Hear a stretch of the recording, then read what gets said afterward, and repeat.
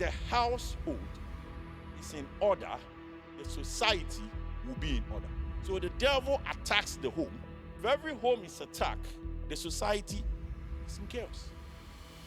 Children are special. And because they are special, we are the custodian of them on earth. God has given them to us to nurture them so that they will fill our shoes when we are no longer there. So parenting is a calling. Every man can be a father. You can just make love to a woman and produce. But to have a title, a daddy, this is my dad, you need to deserve it. Or this is my mom. So it is a calling. And when you embrace your calling, you work towards it. Am I right? So, Proverbs 20, verse 7. Make your children your role model. Let them look at you as their role model. We've had enough of this Spider-Man, Iron Man thing. I want to be an Iron Man. I want to be... how can you be a Spider-Man? How can that be your role model? Whilst your daddy is at home. Or you have a big brother, or an uncle, or a stepdad, or somebody you should look up to. So as parents, our children should look at us as a role model. Proverbs 20, verse 7. Can I have it? The righteous man walks in his integrity. His children are blessed after him. So my question here is, do you think your child will be bold enough and proud enough to say, my dad is my role model, or my mom is my role model? Imagine your child goes somewhere and they ask him, who is your role model? And then he or she stands up with pride and said, my mom or my dad. And let's say you are in the midst of the crowd. How will you feel? You feel that, wow, I'm proud of what I've nurtured. So therefore, we as parents, we need to lead a life that our children can imitate. The same way Christ led a life and his disciples imitated. We need to train our children for life. We don't just train them. We train, so far as you are a parent forever. That's why I said parenting is a calling. I mean, a pastor can be old and retired. He's still a pastor. That title can never be taken from him. He's still a pastor. So a parent is a calling. So we need to train our children, like he said in Proverbs 22, verse 6. Teach the children how they will live, and they will remember it all their lives. So inspired by the fact that they are in secondary school, university, we still have things to do with them, to still look after them. There is a saying that when a child leaves home, the heart of the mother goes with them. The mom will be at home, but the heart of the mom goes with the children. So we Christians, this is one of the things we should take it serious, because when your kid excel, people will like to know how you do it. That is where evangelism comes in. So the training of your child is another form of evangelism. People would like to know, who are your parents? How was it done that way? And the same way, if it goes the opposite, people also want to know.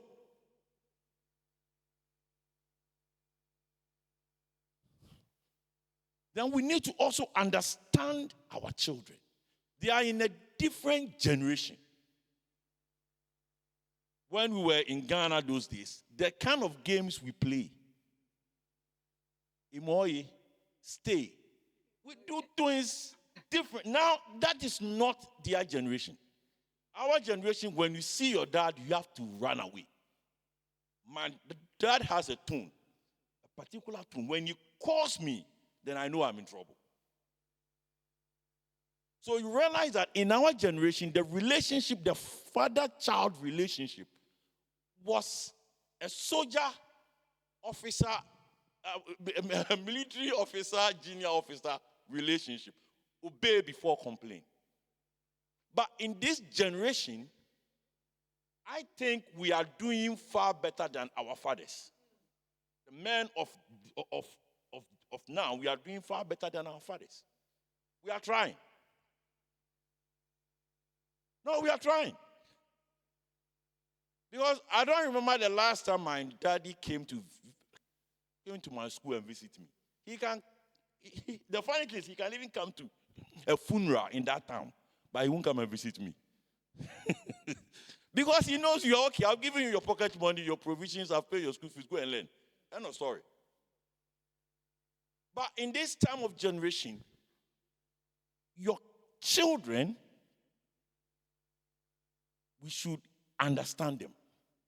We should dive into their world and understand what they are thinking. What is their action? What is their reaction? As soon as we understand them, then we can now advise them. But if you don't understand them, if you don't know what is happening, whatever you say will fall on deaf ears. You don't know them. So as parents, we should understand our children. We should grow up with our children. I mean, in England, we got a childhood age, the preschool, the adolescent, and the young adult. So every stage of their age should be a different strategy. You cannot use, let's say, a 5-year-old boy's strategy for a 16-year-old boy. It won't work. It won't work. So when we grow with them, then we have a good rapport with them. For instance, if your daughter is going through something in school, like relationship problem, bullying and stuff like that, if you are not close with your daughter, you will never know. And some of these things lead to serious tragedies. They commit suicide.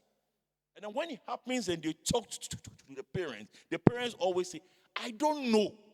But yet you stay with the girl or the boy in the same house. So as parents, we should grow with our children. Sometimes let us watch the programs they watch. You will learn from it. Then you can communicate with them. Then you can even know what they are watching, to know whether it's good or bad.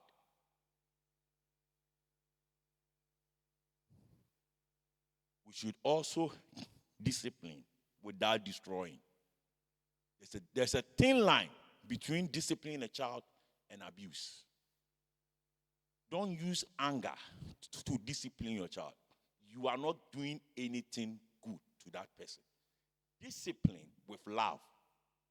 Like our God in heaven sometimes use the rod on us and still use the staff to comfort us. You shouldn't let your stress during the day be part of your discipline to our children. It makes matters worse. But when we discipline them with love, they will understand the mistakes they've done, and I think they will not repeat that. Or even if they do, the consequences they know, so they will stop. Keep discipline positive. Okay, because of what you've done, I want you to go and tidy up your room. And when you finish, come and do mine. Because of what you've done. So first of all, you start with something cool. Go and tidy up your room. That one is a right. Then when you finish, come and do mine. Mine is a discipline bit. Whereby I'll go there, put some things in disorder, and tell you to come and do it. Then after that, talk to him or her. You know why I let you do this? Because of A, B, C, D. What have you learned out of it? So after the discipline, you are still talking to the person to know whether he has learned something out of it. As parents, that is our right. Listen, if the household is in order, the society will be in order. So the devil attacks the home. If every home is attacked, the society is in chaos. There was a survey done, I think, in 2001 in America. They checked all the boys from 15 to 21 who are on the medical, like who has killed somebody. And they realized that 87% of them don't know their fathers. Just think of it. Those young boys who are in prison for life, for maybe killing, shooting, and stuff like that, 87% of them, they don't know their fathers. So there is no discipline. There is no, like a father figure in the house. That is why, mostly, pastor used to say that sometimes we should mentor some of these kids. We don't know what they are going through.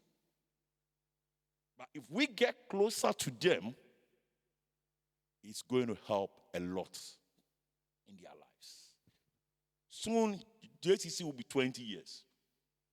And I always say one of our achievements in this church is that 99.9%, I'll say, of our children in education are going smoothly and they are excelling. And I say that sometimes we do pray to God for millionaires and breakthrough. Let me tell you something. Our millionaires are on the way coming. Seriously. Sometimes we become the Moses of the generation. We pave the way. We fight the enemy. We destroy whatever will destroy them. And when we are old and we lean on our staff, then they will help us to cross the Red Sea. They will help us to cross the Jordan. After we've trained them, after we've put everything into them, and then when we release them, we will say, we've done a good job. Increase responsibility with autonomy. We are training these kids to take over the next generation. And therefore, when you give them something to do it in such a way that have confidence in what they are doing. If you teach your child how to ride a bicycle, definitely he will fall down one or two. That doesn't mean it's the end of the world. So autonomy, give them some autonomy in the responsibility they are doing. Go and do this, and when we finish, let me know. As we keep doing that, they gain confidence. And then, especially the ladies, when they grow, no man will walk over them. And the men will become responsible fathers and husbands. And when we have responsible fathers and husbands, the society gain. Praise the Lord. Impart wisdom into our children. Proverbs chapter 10, verse 1. Let's impart wisdom in our children. Bible said, even if you lack it, ask him.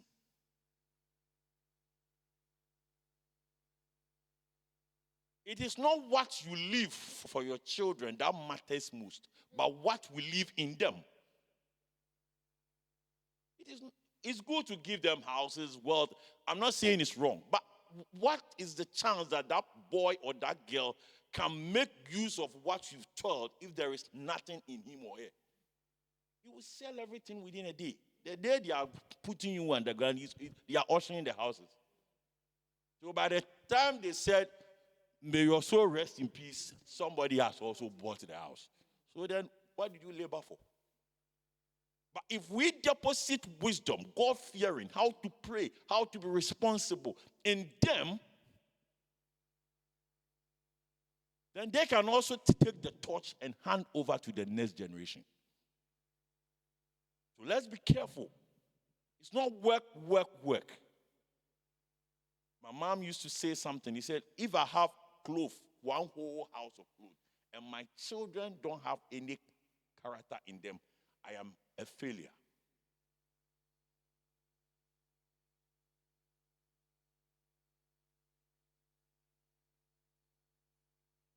Create an environment for all-round growth. It's not only intelligent or intellectual, but spiritual as well. Let them understand everything. If he's a boy, teach him how to cook something in the kitchen. If he's a girl, teach him something that a boy can do. The reason is that it should be an all-round thing, so that when they go out, they will not lack. Imagine if your daughter has a son-in-law who knows how to cook. And let's say you just visit them, and your son-in-law does something posh for you to eat. Is it not beautiful? Then, it will be nice. So let us create an environment for all-round growth. Let us recognize their gifts and their passions. Sometimes we live with our children, but we don't know their gifts and their passions, because we don't sit down with them. We don't observe them. We don't talk to them. They have their own gifts, special gifts given to them by God. They have their own passion, apart from what you know. If you dig deeper into them, you will know.